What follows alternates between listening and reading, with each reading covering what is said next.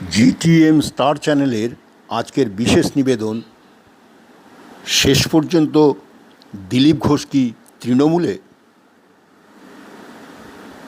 শুনুন, গত 2-3 দিনের দিলীপ ঘোষের কথাবার্তা থেকে অস্পষ্ট ভাবটা ক্রমশ কাটিয়ে স্পষ্ট হতে চলেছে যে উনি বিজেপি ছাড়ছেন এবং হয়তো তৃণমূলে যাচ্ছেন।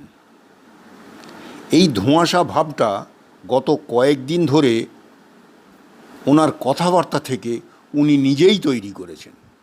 তবে এর উত্তর সময়ই দেবে। উনি যথেষ্ট ম্যাচিওর্ড রাজনীতিবিদ, কোনটা ভালো কোনটা খারাপ সেটা ভালো বোঝেন বলে মনে হয়।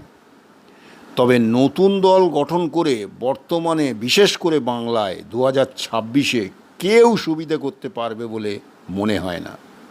কারণ এই মুহূর্তে বাংলার মানুষ দুটো ভাগে বিভক্ত, তা হলো তৃণমূল ভার্সেস বিজেপি, অন্য কেউ নয়। মনে করে একটা সাবস্ক্রাইব করলে খুশি হব। ধন্যবাদ।